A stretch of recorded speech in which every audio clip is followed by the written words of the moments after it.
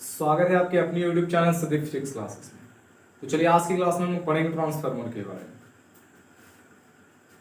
बाकी सारे वीडियो आपके हमने अपलोड कर दिए हैं, हमारे चैनल पे आप जाकर देख सकते हैं। ये इसी का सबसे लास्ट टॉपिक है। ये खत्म होने के बाद हमारा एसी भी कंप्लीट हो जाएगा। क्लास 12 के लिए अन्यथा एक कंपेटिटिव एग्जाम के लिए भी आपके मोस्ट इंपोर्टेंट साबित होने वाले हैं। बहुत ही सिंपल और बहुत ही रोचक, कहने का मतलब बहुत ही रोचक कॉन्सेप्ट है और बहुत ही रोचक टॉपिक है हमारा ट्रांसफार्मर। सभी लोग को इच्छुक या बोल सकते हैं सभी लोग इच्छा करते हैं कि हम भी ट्रांसफार्मर के बारे में कुछ जानकारी मिले, ठीक है ना। कुछ लोग नहीं जानते हैं तो हमारे वीडियो को देखिए, जो अच्छी तरह से नहीं जानते हमारे वीडियो को देखिए और देखने के बाद आपको रियलाइज होगा कि हम भी ट्रांसफार्मर के बारे में कुछ जान चुके हैं। तो आज की वीडियो में हम बात करेंगे ट्रांसफार्मर के बारे में। ट्रांसफार्मर बेसिकली होता क्या है ना। तो पिछले क्लास में हमने पढ़ा था, इससे कुछ अलग या बोल सकते हैं जो हमने पढ़ा था उसी से रिलेटेड हर एक टॉपिक आता है। यानी जो हम लोग पढ़ चुके होते हैं उससे रिलेटेड ही हमारा अगला टॉपिक होता है। तो ये भी उसी से रिलेटेड ये हमारा टॉपिक है जो हम लोग बोलते हैं ट्रांसफार्मर, ठीक है ना।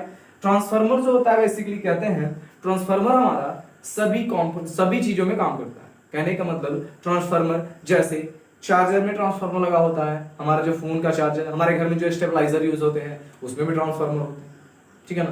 ट्रांसफार्मर हमेशा एसी के लिए ही काम करता है, ये आपको पता होना चाहिए। ट्रांसफार्मर हमेशा किसके लिए काम करता है? एसी के लिए। ये डीसी के लिए काम नहीं करता, यानी डायरेक्ट करंट में काम ट्रांसफार्मर हमारा नहीं करेगा। ट्रांसफार्मर किस में काम करता है? ट्रांसफार्मर एसी में काम करता है। बेसिकली ट्रांसफार्मर किस में काम करता है? एसी में काम करता है। वैसे तो चार्जर में लगा हुआ रहता है जो क्या करता है, एसी करंट को डीसी करंट में कन्वर्ट करने का कंपोनेंट्स में लगा हुआ रहता है। लेकिन हम लोग को उसके बारे में बात नहीं करना है, हम लोग जो बात करेंगे वो हमारा ट्रांसफार्मर होगा। बेसिकली ट्रांसफार्मर होता क्या है, इसका स्ट्रक्चर देखेंगे, इसके बारे में इसके बोल सकते हैं मैथमेटिकल फार्मूला भी देखेंगे। जैसे कि ट्रांसफार्मर देखिए, ट्रांसफार्मर क्या है? ट्रांसफार्मर होता है जो निम्न वोल्टेज को कम वोल्टेज को उच्च वोल्टेज में बदल देता है, या बोल सकते हैं एसी कम वोल्टेज वाले एसी को अधिक वोल्टेज वाले एसी में बदल देता है, या अधिक वोल्टेज वाले एसी को कम वोल्टेज वाले एसी में चेंज कर देता है। यहां से एक बात आती है, step up transformer, step up transformer, step up transformer. क्या आता है? Step up. उसी तरह एक और क्वेश्चन आ जाता है स्टेप डाउन ट्रांसफार्मर, ठीक है ना। एक स्टेप अप ट्रांसफार्मर होता है, एक स्टेप डाउन ट्रांसफार्मर होता है। दोनों को क्या कहते हैं? तो जो स्टेप अप कहने का मतलब ऊपर, स्टेप अप कहने का मतलब ही हो जाता है कि जो कम वोल्टेज वाले एसी को अधिक वोल्टेज वाले एसी में बदल दे, उसे क्या कहते हैं हम लोग? स्टेप अप ट्रांसफार्मर कहते हैं। जो कम वोल्टेज वाले एसी को अधिक वोल्टेज वाले एसी में बदल दे उसे हम लोग स्टेप अप ट्रांसफार्मर कहते हैं। और जो अधिक एसी वाले, या बोल सकते हैं जो अधिक वोल्टेज वाले एसी को कम वोल्टेज वाले एसी में कन्वर्ट कर दे उसे हम लोग स्टेप डाउन ट्रांसफार्मर कहते हैं। तो देखिए बेसिकली ट्रांसफार्मर होता किससे बना, इसका स्ट्रक्चर क्या हो जाएगा। तो बेसिकली हम लोग जब ट्रांसफार्मर का निर्माण करेंगे तो ट्रांसफार्मर का निर्माण के लिए सॉफ्ट आयरन कोर का यूज करते हैं, नर्म लोहे का या बोल सकते हैं मुलायम नर्म लोहे का ही प्रयोग किया जाता है। देखिए कहने का मतलब है, ऐसे तो बेसिकली ये फेरो सबस्टांस से बना होता है, फेरोमैग्नेटिक सबस्टांस से बना होना चाहिए, लेकिन ऐसे सॉफ्ट आयरन कोर से ही मिलेगा आपको जनरली, ठीक है ना। दूसरी बात, आपका जो आएगा ये लेमिनेटेड सॉफ्ट आयरन कोर रहेगा। लेमिनेटेड क्यों होगा वो आप वीडियो देखते रहिएगा, आपको समझ आएगा कि लेमिनेटेड क्यों रहेगा। लेमिनेटेड का मतलब होता है प्लास्टिक नुमा आवरण युक्त कोर। प्लास्टिक नुमा आवरण युक्त कोर बोला जाता है, उसको हम लोग बोलते हैं लेमिनेटेड, ठीक है। क्यों लेमिनेटेड किया जाता है उसको भी आप लोग को हमारे वीडियो के साथ बने रहिए, देखते रहिए, आगे आपको बताया जाएगा। तो देखिए क्या होता है, सबसे पहले हम इसे बनाने के लिए क्या लेते हैं, एक सॉफ्ट आयरन कोर लेते हैं और उसे व्यवस्थित कर देते हैं, ठीक है। आयताकार रहता है सॉफ्ट आयरन कोर, कैसा रहता है? आयताकार सॉफ्ट आयरन कोर को व्यवस्थित करते हैं, ठीक है। उसी तरह देखिए उसके एक सिरे से कुंडली के साथ जोड़ दिया, यानी उसके पहले सिरे पर या बोल सकते हैं एक सिरे पर भी कुंडली जोड़ दिया जाता है, दूसरे सिरे पर भी हम लोग कुंडली ही जोड़ते हैं। ये जो कुंडली होता है ये नर्म लोहे का बना होता है, या बोल सकते हैं ये कुंडली जो होता है या बोल सकते हैं लेमिनेटेड सॉफ्ट आयरन कोर का बना होता है, ये तो सब समझ में आ गया। लेमिनेटेड क्यों होता है वो भी आपको वीडियो देखते रहिए, समझ में आ गया। तो क्या होगा, यहाँ जो ट्रांसफार्मर जो होता है इसका सॉफ्ट आयरन कोर आयताकार होता है। क्या होता है, आयताकार होता है। और इस पे कुंडली लपेट दिया जाता है एक सिरे पर, दूसरे सिरे पर भी हम लोग कुंडली ही लपेटते हैं, ठीक है ना। कुंडली लपेट कर इस पे प्रत्यावर्ती धारा से जोड़ देते हैं। कहने का मतलब हम लोग एसी सर्किट से इसे जोड़ देते हैं, एसी सर्किट से इसे जोड़ देते हैं, ठीक है। और यहाँ पर भी एसी ही निकलता है, लेकिन ये क्या करता है, उसका काम कुछ अलग ही, हम लोग डायरेक्ट एसी से कनेक्ट कर दिया जाता है। और यहाँ पर भी ट्रांसफार्मर लगा, सॉरी यहाँ पर भी क्या कर देते हैं हम लोग, कुंडली नुमा या बोल सकते हैं कुंडली लपेट दूसरे से। तो क्या होता है बेसिकली यहाँ से बात पर भी, जो आपका नंबर ऑफ फेरा या बोल सकते हैं नंबर ऑफ, या बोल सकते हैं यहाँ पर जो आपका गोल गोल जो आपको नजर आ रहा है, इसका जो कितने फेरे हैं, जितने फेरे हैं, तो वहां पर हम लोग लिख सकते हैं एनपी नंबर। इसे प्राइमरी कुंडली बोल सकते हैं, इसे सेकेंडरी कुंडली बोल सकते हैं। यहां तक किसी को डाउट है? चलिए तो आगे देखिएगा क्या हो जाएगा। यहां पर जो आपका जितना फेरा है उसे नंबर ऑफ फेरा बोल सकते हैं, यानी बोल सकते हैं प्राइमरी कुंडली में कितने फेरों की संख्या है। उसी तरह हम लोग बोल सकते हैं सेकेंडरी कुंडली में कितने फेरों की संख्या है, कोई दिक्कत, एनएस। प्राइमरी कुंडली में फेरों की संख्या को हम लोग एनपी से सूचित कर दिए, और सेकेंडरी कुंडली में फेरों की संख्या को हम लोग किससे सूचित कर दिए, एनएस से सूचित कर दिए। यहां तक कोई डाउट है? आप इस तरह से देख सकते हैं कि इसे किससे माध्यम से जोड़ा गया है, एक अल्टरनेटिव करंट के माध्यम से जोड़ा गया है। एक अल्टरनेटिव करंट के माध्यम से जोड़ने के बाद ये आपको समझ में आ ही गया होगा कि सॉफ्ट आयरन कोर का बना होता है। दूसरी बात ये लेमिनेटेड होता है, किस क्या होता है, लेमिनेटेड होता है। और एक बात समझ में आना चाहिए कि जैसे ही, और एक बात और भी अभी आपने देखा कि स्टेप अप और स्टेप डाउन, ठीक है, जो निम्न एसी वाले वोल्टेज को अधिक एसी वाले वोल्टेज में कन्वर्ट करता है उसे हम लोग स्टेप अप ट्रांसफार्मर कहते हैं, और जो अधिक वोल्टेज वाले एसी को कम वोल्टेज वाले एसी में कन्वर्ट करता है उसे हम लोग बोलते हैं स्टेप डाउन। इतनी सारी बातें समझ में आ गई होगी आपको। किस तरह हम लोग ट्रांसफार्मर का निर्माण करते हैं वो भी समझ में आ गया होगा। एक बार फिर से इसे क्या करते हैं, रिवाइज करते हैं, उसके बाद फिर आगे चलेंगे। तो ट्रांसफार्मर के निर्माण के लिए सबसे पहले क्या लेंगे हम लोग, सॉफ्ट आयरन कोर लेंगे, जो कैसा होगा, आयताकार होगा। सॉफ्ट आयरन कोर लेंगे, कैसा होगा, एक सॉफ्ट आयरन कोर आयताकार होगा, ऐसे व्यवस्थित कर देंगे। दूसरी बात जो है, जो ये आयरन कोर होगा वो लेमिनेटेड होगा। लेमिनेटेड का मतलब ही बता दिया गया आपको, प्लास्टिक नुमा आयरन या बोल सकते हैं सॉफ्ट आयरन कोर, ठीक है। प्लास्टिक नुमा आवरण युक्त रहेगा ये, ठीक है। उसके एक सिरे पर भी, दोनों सिरे पर क्या लिखेंगे, क्या कर देंगे, कुंडली को लपेट देंगे, ठीक है। उसके एक सिरों को प्रत्यावर्ती धारा से जोड़ दिया जाता है, जोड़ देंगे, ठीक है। इस पे जो सिरों पहले सिरों पर जो फेरों की संख्या उसको एनपी से सूचित कर दिया गया, और दूसरे सिरों पर जो फेरों की संख्या उसे एनएस से सूचित कर दिया गया। पहले सिरों को हम लोग बोल दिए प्राइमरी और दूसरे सिरों को क्या बोल दिए हम लोग, सेकेंडरी। कोई दिक्कत, पहले सिरों को प्राइमरी बोल दिए और दूसरे सिरों को क्या बोल दिए, सेकेंडरी बोल दिए। कोई डाउट है यहाँ तक? दूसरी बात जो यहाँ पर ये आ जाएगी, चलिए देख लेते हैं और कुछ। दूसरी बात जो यहाँ पर ये आ जाएगी, यहाँ जो एसी का प्रभाव होगा, यहाँ पर मान लेते हैं जितनी फेरों की संख्या है, मान लेते हैं आधे की फेरों की संख्या 1 2 3 4, तो मान लेते हैं यहाँ पर कितना हो गया, 4 वोल्टेज जो प्रवाहित होगा 4। हम बोल सकते हैं फेरों की संख्या 4 है, वहां पर देखिए 1 2 3 4 5, यहाँ पर कितने हैं 5। तो यहाँ पर देखिए वोल्टेज जो प्रवाहित होगा वो 40 वोल्ट, और यहाँ पर कितना प्रवाहित होगा 50, कितना हो जाएगा 50 वोल्ट। कहने का मतलब यहाँ पे है, ये हमें कहने का मतलब है कि यदि फेरों की संख्या कम करेंगे तो वोल्टेज का मान भी कम होगा, और फेरों की संख्या अधिक करेंगे तो वोल्टेज का मान भी अधिक होगा। यहाँ पर एक और फेरों की संख्या बढ़ा देंगे, 1 2 3 4 5, एक और बढ़ा देते हैं 6, यानी कहने का मतलब जो रेशियो होगा वो 6। कोई डाउट है? तो यहां से कहने का मतलब यदि सेकेंडरी कुंडली में या बोल सकते हैं द्वितीय कुंडली में यदि फेरों की संख्या को कम करें तो यहाँ वोल्टेज का मान भी कम होगा, ठीक है, इस रेशियो में, ठीक है। आप इस रेशियो को तोड़ करके और इस रेशियो को हटा भी सकते हैं। यदि यहाँ पर वोल्टेज का मान कम करना है तो कुंडली का मान भी कम करना पड़ेगा, वोल्टेज का मान बढ़ाना है तो कुंडली का मान भी क्या करना पड़ेगा, बढ़ाना पड़ेगा। यानी जो हमारा वोल्टेज डिपेंड है, किस पे डिपेंड है, ये हमारे कुंडली यानी फेरों की संख्या पर डिपेंड है। वोल्टेज किस पे डिपेंड है? फेरो की संख्या पे। तो कह सकते हैं ना, इस तरह से हम लोग कह सकते हैं कि यदि यदि सेकेंडरी शेल में फेरो की संख्या को कम किया जाए तो वोल्टेज के मान में भी कमी आ जाएगी। यदि सेकेंडरी शेल में फेरो की संख्या को अधिक किया जाए तो वोल्टेज के मान में भी अधिक हो जाएगी, यानी वृद्धि हो जाएगी ना। तो कहने का मतलब है जो वोल्टेज है वो डायरेक्टली प्रोपोर्शनल है फेरो की संख्या पे।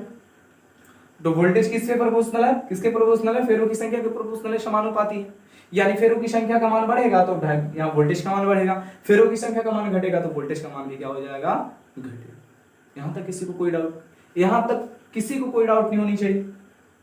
वोल्टेज का मान बढ़ेगा तो फेरो का मान बढ़ेगा, और वोल्टेज का मान घटेगा तो फेरो का मान भी घटेगा। तो कहने का मतलब है सबसे पहले हम फेरो का मान को घटाएंगे तब ना वोल्टेज घटेगा, फेरो का मान को बढ़ा देंगे तो वोल्टेज का मान भी बढ़ जाएगा। ये हमारा है ट्रांसफार्मर का सबसे पहले हमने फिजिकली पार्ट देख लिया। अब ट्रांसफार्मर का मैथमेटिकल फार्मूला भी हम लोग यूज करेंगे। तो मैथमेटिकल फार्मूला होगा क्या वो देख लेंगे, और फिर हम लोग इसके बोल सकते हैं इसका स्ट्रक्चर के बारे में हमने देख लिया, स्टेप अप समझ लिया, स्टेप डाउन भी समझ लिया। तो ट्रांसफार्मर क्या हो जाएगा? ट्रांसफार्मर का डिफिनेशन भी कोई पूछे तो हम लोग इस तरह से बोल सकते हैं, ट्रांसफार्मर क्या होता है? वो निम्न धारा के उच्च विभव, या बोल सकते हैं वो एसी को, कम वोल्टेज वाले एसी को अधिक वोल्टेज में कन्वर्ट करता है, या अधिक वोल्टेज वाले एसी को कम वोल्टेज वाले एसी में कन्वर्ट करना क्या कहलाता है? ट्रांसफार्मर कहलाता है। बेसिकली हमने ये भी बात समझ लिया कि ट्रांसफार्मर का यूज किस में होता है? हमारे विद्युतीय उपकरण में ट्रांसफार्मर का बेसिकली होता है जो एसी सर्किट से कनेक्टेड, यानी जो उपकरण हमारा एसी सर्किट से चले।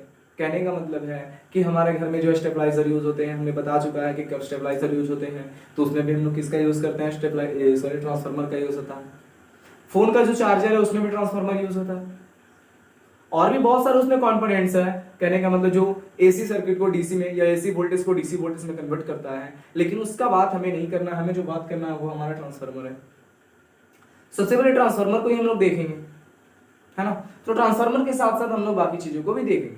तो ट्रांसफार्मर क्या था? ट्रांसफार्मर में हमने लेमिनेटर की बात भी पढ़ी, जो लेमिनेटर क्यों होता है इसके बारे में बताएंगे। लेकिन सबसे पहले इसका हम लोग मैथमेटिकल फार्मूला को देख लेंगे, कैसे इसके मैथमेटिकल फार्मूला को हम लोग सॉल्व करेंगे। हमने ईपी बटा, ये जो प्रूव करके लाना है वो ईपी बटा ईएस बराबर एनपी बटा एनएस। कहने का मतलब जितना वोल्टेज प्रवाहित होगा प्राइमरी शेल में उतना ही फेरो की संख्या बढ़ेगी, ठीक है, उतनी ही फेरो की संख्या के बराबर होगा। जितना सेकेंडरी सेल में वोल्टेज प्रवाहित होगा उतना ही सेकेंडरी सेल में फेरो की संख्या होगी, है ना। यानी दोनों का रेशियो एक दूसरे के बराबर होगा। बस इसे प्रूव करके हमारे मैथमेटिकल फार्मूला को प्रूव करना, ठीक है। तो इस मैथमेटिकल फार्मूला को प्रूव करने के लिए सबसे पहले हम लोग फैराडे का नियम चलेंगे। फैराडे का नियम हमको पता है, फैराडे का नियम क्या होता है वो जान लेंगे हम लोग। फैराडे का नियम होता है E बराबर d5 बटा dt, समय के सापेक्ष का होता है, यहाँ डिफरेंशिएट होता है। दूसरी बात, यहाँ जो डिफरेंशिएट होता है वो समय के सापेक्ष होता है, ठीक है, यानी फाई का भी मान आ रहा है। तो कहने का मतलब वहां पर फाई कहां पे है वो देख लेते हैं सबसे पहले। तो फाई कहां पे है ध्यान दीजिएगा, ये मान लेते हैं कि हमारा जो कुंडली है, जैसे ही कुंडली से विद्युत धारा प्रवाहित करेंगे तो एक बात आपको पता होगा, जब किसी भी कुंडली से विद्युत धारा प्रवाहित करते हैं तो वहां पर एक मैग्नेटिक क्षेत्र उत्पन्न होता है, मैग्नेटिक फील्ड उत्पन्न होता है, चुंबकीय क्षेत्र उत्पन्न होता है। तो चुंबकीय क्षेत्र उत्पन्न होता है। दूसरी बात ये भी देखेंगे, ये कैसा है ये देखिएगा, इस तरह से मान लेते इस तरह से गमन कर रहा है, इस तरह से गमन कर रहा है, तो कैसा गमन कर रहा है? क्लॉकवाइज गमन कर रहा है, क्लॉकवाइज गमन कर रहा है। तो मान लेते हैं कि यहाँ पर जो हमारा मैग्नेटिक फील्ड है इस तरह से काम करेगा, यानी इधर जा रहा है, मैग्नेटिक फील्ड जो हमारा इधर जा रहा है। और एक बात और ध्यान दीजिएगा, कोई भी मैग्नेटिक फील्ड कहने का मतलब मैग्नेटिक फील्ड से मैग्नेटिक लाइन ही ना कन्वर्ट करेगा, गमन करेगा। तो प्रत्येक मैग्नेटिक लाइन चुंबकीय बल रेखा ये हमारे ट्रांसफार्मर की जो हमारा सॉफ्ट आयरन कोर है उसी के ऊपर से क्या करेगा? प्रवाहित होगा ना, एकांक क्षेत्रफल से प्रवाहित होते चला जाएगा। अब प्रवाहित होते तो फिर इसके पास आएगा, यानी जितना यहां पर मैग्नेटिक लाइन क्रिएट होगा उतना ही मैग्नेटिक लाइन इस वाले कुंडली से होकर गुजरेगा। तो कुंडली से गुजरकर कहां आएगा? इस कुंडली से गुजरने के बाद फिर वो आएगा, फिर इसमें आकर मिल जाएगा। यानी जितना यहां पर से हमारा मैग्नेटिक लाइन गुजरेगा, निकलेगा, उतना ही वो सेकेंडरी कुंडली से द्वितीय कुंडली से ही क्रॉस करेगा। करेगा कि नहीं करेगा? तो इस तरह से हम लोग यहाँ पर ज्ञात कर सकते हैं कि जो फाई का मान होगा वो फाई का मान क्या हो जाएगा, ध्यान दीजिएगा, ये फाई हो जाएगा डी फाई बटा डी टी। अब ध्यान देते हैं, हमने यहाँ पर जो प्राइमरी शेल में वोल्टेज का जो मान रखा है वो ईपी मान रखा है। कितना मान रखा है, या बोल सकते हैं जो धारा प्रवाहित हो रहा है, ये अल्टरनेटिंग करंट का जो धारा प्रवाहित हो रहा है प्राइमरी या बोल सकते हैं प्राइमरी कुंडली से, प्राथमिक कुंडली से जो धारा प्रवाहित हो रहा है वो ईपी माने, ठीक है ना। तो धारा जो प्रवाहित हो रहा है उसको ईपी माने हैं, वो डायरेक्टली प्रोपोर्शनल होगा, या प्रोपोर्शनल इक्वल टू कर भी सकते हैं क्योंकि यहाँ फाई आपका है। आप प्रोपोर्शनल भी कर सकते हैं, लेकिन यहाँ फाई का वैल्यू है तो आप इक्वल टू ही क्यों ना लेकर चलिए, जो फ्राइडे का नियम है समझ में आता है। तो बताइए ईपी का वैल्यू जो होगा किसके साथ होगा, आपकी एनपी के साथ होगा, क्योंकि ईपी का वैल्यू एनपी के समानुपाती होगा या नहीं होगा, यानी इसका मान बढ़ाएंगे तो क्या इसके धारा का मान में वृद्धि नहीं होगी, इसका मान घटाएंगे तो धारा के मान में कमी होगी कि नहीं होगी। तो उसी तरह से हम लोग क्या कर सकते हैं, ये जो प्राइमरी शेल का यहां धारा है वो डायरेक्टली प्रोपोर्शनल होगा किसके, प्राइमरी शेल के फेरे की एनपी के बराबर हो जाएगा। तो ये हमारा मान लेंगे कितना, समीकरण कितना मान लेंगे, फर्स्ट मान लेंगे। उसी तरह सेकंड समीकरण में ES जो है वो डायरेक्टली प्रोपोर्शनल होगा। प्रोपोर्शनल क्यों नहीं लिख रहे, उसका कारण ये है कि हमारा फाई का मान, अब phi is equal to constant मान के चलेंगे। क्या मान के चलेंगे, फाई को कांस्टेंट। जब फाई कांस्टेंट है तो यहाँ पर इज इक्वल टू, यानी बोल सकते प्रोपोर्शनल रखने की कोई आवश्यकता तो होगी नहीं। तो जब कोई आवश्यकता है नहीं प्रोपोर्शनल रखने की, तो प्रोपोर्शनल क्यों रखें, बिना प्रोपोर्शनल को भी तो बना सकते हैं ना फैराडे के नियम से। अब देखिए ES जो है वो डायरेक्टली प्रोपोर्शनल आपका NS के बराबर है, तो NS लिख सकते हैं। चुंबकीय बल रेखा वहां से भी जितना प्राथमिक कुंडली से गुजरा है उतना ही द्वितीयक कुंडली से गुजरा है, तो हम लोग लिख सकते हैं डी फाई बटा डी टी। और जो भी विद्युत चुंबकीय बल रेखा गुजरा है वो समय के सापेक्ष ही गुजरा है। डिफरेंशिएशन किसके सापेक्ष किए हैं, समय के सापेक्ष किए हैं। इसको समीकरण कितना मान लें, सेकंड मान लेते हैं, ठीक है ना। तो समीकरण फर्स्ट और सेकंड के रिगार्डिंग जैसे इसे सॉल्व करेंगे तो हमारा कुछ फॉर्मूला इस प्रकार आएगा, ध्यान दीजिएगा थोड़ा, फॉर्मूला कुछ इस प्रकार से आ जाएगा।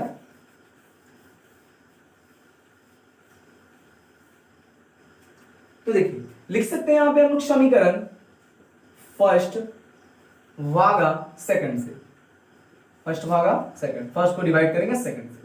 तो समीकरण फर्स्ट हमारा क्या है, देखिएगा ध्यान से, EP is equal to NP D five divided by D T is equal, यानी बोल सकते हैं बटा, इसका पूरा का बटा इसका पूरा का बटा, यह हो जाएगा ES एनपी, यहां पर कितना है NS D five divided by D T. अब इसका कोई काम नहीं, इसे हम लोग मिटा देते हैं, है ना, हमें प्रूव करके जो लाना है उसे देख लेंगे। आप जो ध्यान दीजिएगा, जो कटेगा उसको काट देंगे। ये देखिए ये से आपका कैंसल आउट हो गया, बचा कितना, EP divided by ES is equal to NP divided by NS, है ना। ये आपको प्रूव करने का लाना था, प्रूव करके यही लाना था। EP divided by ES is equal to NP divided by NS, EP divided by ES, EP divided by ES is equal to NP divided by NS, यही आपको लाना था, ठीक है। यानी जितना आपका धारा प्रवाहित होगा, जितना धारा के मान में वृद्धि होगी या धारा के मान में वृद्धि होगी वो किसके बराबर होगा, फेरों की संख्या के बराबर। यानी फेरों की संख्या को बढ़ाएंगे तो आपका वोल्टेज के मान में वृद्धि होगी, और फेरों की संख्या को घटाएंगे तो वोल्टेज के मान में कमी होगी। यहां से आप एक और फॉर्मूला इस तरह से लिख सकते हैं, इस तरह से लिख सकते हैं, जैसे इससे क्रॉस मल्टीप्लिकेशन कीजिएगा तो EP जो हो जाएगा वो किसके बराबर होगा, EP और NS हो जाएगा। EP क्या हो जाएगा, वो मल्टीप्लाई कर देंगे किससे, NS के बराबर। I इज इक्वल टू क्या हो जाएगा, ES जो हो जाएगा वो किसके साथ में मल्टीप्लाई होगा, NP के। तो यहां से एक और फॉर्मूला लिख सकते हैं, आघात शक्ति जो होगा, आघात कहने का मतलब आगत शक्ति जो होगा, आगत पावर या बोल सकते हैं डायरेक्टली, आगत पावर जो होगा वो आपके निर्गत पावर के बराबर होगा, निर्गत पावर के क्या हो जाएगा, बराबर होगा। यानी आगत पावर किसके बराबर हो जाएगा, निर्गत पावर के बराबर हो जाएगा। कहने का मतलब देखिएगा, जितना चुंबकीय बल बाहर निकल रहा है उतना ही इस पे आ रहा है, फिर वापस उतना ही ग्रहण भी कर रहा है। यानी जितना चुंबकीय बल रेखा बाहर निकल रहा है उतना ही आपको वह फिर से ग्रहण भी कर रहा है। तो यहां से हमने देख लिया मैथमेटिकल फॉर्मूला भी हमने निकाल लिया। यहां से मैथमेटिकल फॉर्मूला ये भी हो जाएगा, वो देखिए ध्यान से, यहां से एक और मैथमेटिकल फॉर्मूला हम लोग देख सकते हैं, जैसे देखिएगा EP जो हो जाएगा वो आपने देखा क्या, ES इज इक्वल टू यहां पर देखिएगा फेरों की संख्या को बढ़ाना है। जब फेरों की संख्या को हम लोग बढ़ाएंगे तो धारा के मान में भी वृद्धि होगी। तो धारा के मान में वृद्धि होगी कि नहीं होगी? यानी फेरों की संख्या के मान में वृद्धि करेंगे तो धारा के मान में वृद्धि होगी। फेरों की संख्या के मान में वृद्धि करेंगे तो धारा के मान में वृद्धि होगी। फेरों की संख्या को फिर से फेरों की संख्या के मान में वृद्धि करेंगे तो धारा के मान में वृद्धि होगी। तो हम लोग लिख सकते हैं कि फेरों की संख्या के मान में वृद्धि करेंगे तो धारा के मान में वृद्धि होगी। NS IS ये आपका ये फॉर्मूला लिख सकते हैं। जब रिस्पेक्ट किसके रिस्पेक्ट में पूछे, आपके धारा के रिस्पेक्ट में पूछे तब। तो धारा के रिस्पेक्ट में पूछेगा तब आप इस फॉर्मूला को भी यूज कर सकते हैं। क्यों?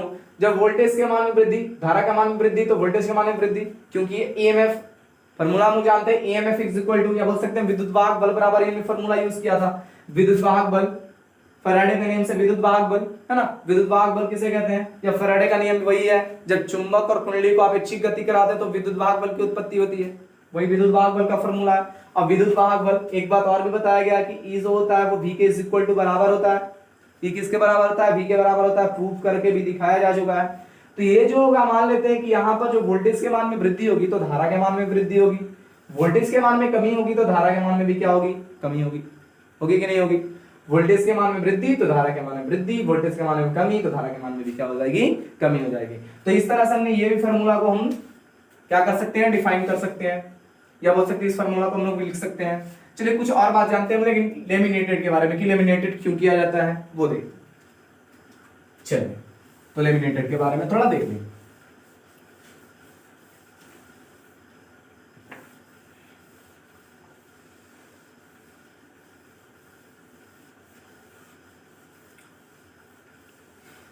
तो देखिए अब लेमिनेटेड क्यों करते हैं ना। तो देखिए जैसे यहां पर जितना सारा मैग्नेटिक लाइन क्रिएट हुआ, जितना भी मैग्नेटिक लाइन क्रिएट हुआ, अब हम लोग यहां पर मान लेते हैं एकाएक सतह मान लेते हैं, यहां पर वाला सतह पूरा का पूरा सतह मान लेते हैं। यहां से जितने सारे मैग्नेटिक लाइन क्रिएट हुए, मान लेते हैं इस मैग्नेटिक लाइन यहां से ना करके यहां पर जाने लगता, ठीक है।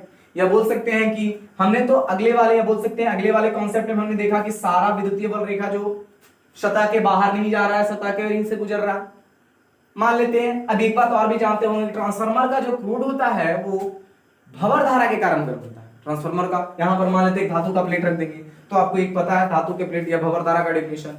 धातु के प्लेट पर जब बोल सकते हैं धातु के प्लेट को परिवर्तित चुंबकीय क्षेत्र के अंदर रखते हैं तो उसके संपूर्ण आयतन पर धारा का जो मान होता है उसे भंवर धारा कहते हैं। तो देखिएगा ये धातु का प्लेट है, ऐसे परिवर्तित चुंबकीय क्षेत्र पर रखा गया कि नहीं, यहाँ पर जो मैग्नेटिक लाइन क्रिएट हो रहा है वो भी तो परिवर्तित चुंबकीय क्षेत्र के बराबर होगा। तो यहाँ पर एक करंट क्रिएट होता है जिसको हम लोग बोलते हैं कौन सा करंट? Eddy current. कौन सा करंट? Eddy current. इसे कौन सा करंट कहते हैं? Eddy current.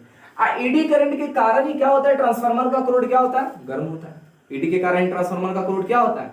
गर्म होता है। जब ट्रांसफार्मर का क्रूड गर्म हो जाएगा तो ये जो हमारा कॉइल है, ये जो कॉइल है वो क्या हो जाएगा? पिघलने लगेगा। जब ये ट्रांसफार्मर का क्रूड गर्म हो जाएगा तो ये क्रूड जो है, ये बोल सकते हैं हमारा जो वायर है, ये कुंडली है, वो क्या हो जाएगा? पिघलना स्टार्ट कर देगा। और जब पिघलना स्टार्ट कर देगा तो क्या हो जाएगा? शॉर्ट सर्किट की संभावना बढ़ जाएगी ना। ये पिघलना स्टार्ट कर देगा तो क्या हो जाएगा? शॉर्ट सर्किट की संभावना क्या हो जाएगी? बढ़ जाएगी। यानी बोल सकते हैं उस समय ट्रांसफार्मर खराब होने का डर है।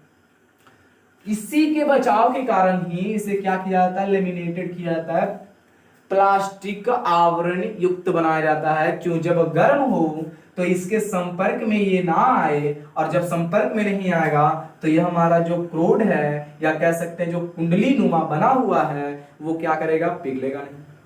और जब नहीं पिघलेगा तो शॉर्ट सर्किट की संभावना बहुत कम रहेगी ना।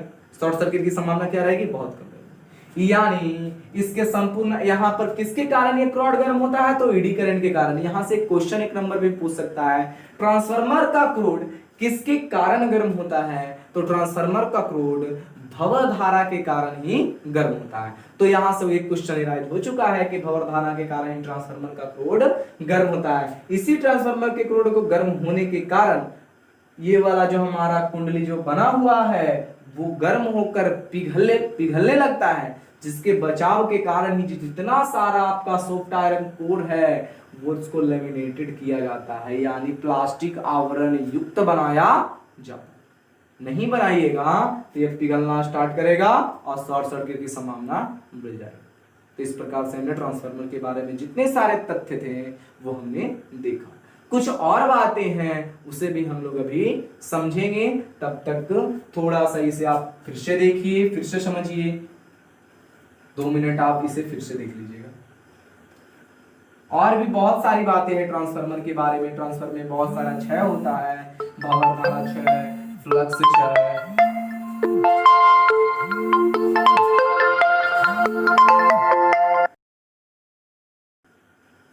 अब देखेंगे हम लोग इसमें, अब देखिए, अब फिर ट्रांसफार्मर में कुछ अन्य बात और कुछ अन्य जानकारी देख लेते हैं। तो देखिए ट्रांसफार्मर क्या होता है, जितना इसके पास धारा जाएगा वो 110% धारा वापस नहीं करता, यानी कुछ ना कुछ धारा को क्या कर लाता है, एब्जॉर्ब कर लेता है। कोई भी ट्रांसफार्मर, कितना भी ट्रांसफार्मर होगा जो बड़े युक्ति यानी बड़ा काम करेगा, यानी बड़े पैमाने पर कोई भी ट्रांसफार्मर को जितना ऊर्जा हम देंगे उतना ऊर्जा वो वापस नहीं देगा, यानी जितना ऊर्जा को हम लोग इसके अंदर डालते हैं वो उतना ऊर्जा आउटपुट नहीं कर पाता है, यानी जितना ऊर्जा इनपुट करेगा उतना ऊर्जा को वो आउटपुट नहीं कर पाता है। इसका कारण है सबसे पहला जो कारण है वो ताम्र क्षय बोलते हैं उसको, ताम्र क्षय। क्या बोलते हैं, ताम्र क्षय। अब इसको कैसे हम लोग डिफाइन करेंगे वो सुनिएगा ध्यान से। ट्रांसफार्मर का जो, या बोल सकते हैं कुंडली जो होता है वो तांबे के तार का बना होता है। ट्रांसफार्मर का कुंडली किसके कारण बना होता है, तांबे के तार के बना होता है। ट्रांसफार्मर का कुंडली किसके कारण बना होता है, तांबे के तार के कारण। ठीक है, तांबे के तार के कारण बना होता है, जिसके कारण, या बोल सकते हैं तांबे के तार के कारण एक प्रतिरोध उत्पन्न होता है। क्या उत्पन्न होता है, प्रतिरोध। तांबे के तार के कारण क्या उत्पन्न होता है, प्रतिरोध उत्पन्न होता है, जिसके कारण धारा में जो क्षय होता है, कमने का मतलब जो कमी आती है उसे हम लोग कहते हैं ताम्र क्षय। तो कहने का मतलब जो कुंडली बना होता है वो तांबे के तार का बना होता है, और जो तांबे के तार का बना होता है इसके प्रतिरोध के कारण धारा में क्षय होता है, जिसको कौन सा क्षय कहते हैं, ताम्र क्षय कहते हैं। उसे कौन सा क्षय कहते हैं, ताम्र क्षय कहते हैं। फिर से एक बार सुन लीजिएगा, ट्रांसफार्मर का कुंडली तांबे के तार का बना होता है, तांबे के तार के प्रतिरोध के कारण उसमें धारा का जो क्षय होता है उसे हम लोग ताम्र क्षय कहते हैं। उसके बाद जो सेकंड वाला आता है वो हमारा भंवर धारा क्षय आता है, या बोल सकते हैं नहीं तो और कुछ जानना है, या बोल सकते हैं चलिए भंवर धारा क्षय ही देख लेते हैं। भंवर धारा क्षय, भंवर धारा क्षय, भंवर धारा क्षय। अब देखिए भंवर धारा क्षय का कहानी क्या होता है। ट्रांसफार्मर का क्रोड नर्म लोहे का बना होता है, ट्रांसफार्मर का क्रोड नर्म लोहे का बना होता है, और इसमें परिवर्तित चुंबकीय क्षेत्र उत्पन्न होता है। हो रहा है नहीं, परिवर्तित चुंबकीय क्षेत्र उत्पन्न होता है, परिवर्तित चुंबकीय क्षेत्र उत्पन्न होता है कि नहीं होता। परिवर्तित चुंबकीय क्षेत्र उत्पन्न होने के कारण ट्रांसफार्मर का क्रोड गर्म होता है। ट्रांसफार्मर का क्रोड क्या होता है, गर्म होता है, जिसके कारण धारा में जो क्षय होता है उसे हम लोग भंवर धारा क्षय कहते हैं। फिर से एक बार जान लीजिएगा, ट्रांसफार्मर का क्रोड नर्म लोहे का बना होता है जिसमें परिवर्तित चुंबकीय क्षेत्र उत्पन्न होता है। परिवर्तित चुंबकीय क्षेत्र उत्पन्न होने के कारण यह क्या हो जाता है, इसका क्रोड गर्म हो जाता है, जिसके कारण धारा में जो क्षय होता है उसे भंवर धारा क्षय कहते हैं। एक और क्षय है उसे हम लोग कहते हैं फ्लक्स क्षय। कौन सा क्षय कहते हैं, फ्लक्स क्षय कहते हैं। कौन सा क्षय कहते हैं, फ्लक्स क्षय। कौन सा क्षय कहते हैं, ध्यान से सुनिएगा, फ्लक्स क्षय। अब देखिए फ्लक्स क्षय क्या होता है। अब देखिए क्या बात है, अब जो हम लोग जानते हैं वो फ्लक्स क्षय के बारे में देखिए। तो फ्लक्स क्षय होता क्या है, तो देखिए ध्यान से, प्राथमिक कुंडली और द्वितीयक कुंडली के बीच में कुछ गैप होता है, खाली स्थान होता है, जिसके कारण फ्लक्स में होने वाली क्षय को हम लोग फ्लक्स क्षय कहते हैं। ठीक है ना, जिसके कारण होने वाली क्षय को क्या कहते हैं, फ्लक्स क्षय कहते हैं। तो इन तीनों कारण के साथ ही जो हम लोग जितना धारा हम इसे इनपुट होता है इसमें ट्रांसफार्मर में, उतना धारा ये आउटपुट नहीं कर पाता, यानी जितना धारा इनपुट कर पाएगा, जितना धारा ये ग्रहण कर पाएगा, उतना धारा ये दे नहीं पाता है। समझ में आया सबको। तो इस प्रकार से हमने ट्रांसफार्मर का स्ट्रक्चर देखा, मैथमेटिकल फॉर्मूला देखा, फिजिकल इसका पार्ट देखा, किस चीज का बना होता है, कैसे बना होता है और किस तरह यह काम करता है। तो हमने इन सारी बातों को हमने देख लिया। इसके साथ आपका एसी का हमारा ये लास्ट टॉपिक था। इस टॉपिक के साथ हमारा एसी का समापन हो गया। अब हम लोग अगले में क्या भी कुछ वीडियो आपके मॉडर्न के भी अपलोड कर दिए गए हैं। तो देखिए मॉडर्न से रिलेटेड कुछ अलग क्वेश्चन, कुछ अलग कॉन्सेप्ट लेकर आ रहे हैं आपके साथ। हमारे वीडियो के साथ बने रहिए, सब्सक्राइब करिए। अभी तक सब्सक्राइब नहीं किए तो हमारे बेल आइकन को जाकर आपको वीडियो के नीचे मिल जाएगा आपको रेड कलर का बटन। उस रेड कलर के बटन को दबाकर बेल आइकन में ऑल में जाकर सेलेक्ट कर लीजिएगा, ताकि हमारा जितना सारा वीडियो आए आपके साथ आपके पास पहुंचता रहे। ठीक है ना। और क्या करना है, वीडियो को ज्यादा से ज्यादा शेयर करना है कि आपको दोस्तों को भी मौका मिल सके हमारे वीडियो को देखने के लिए। ठीक है।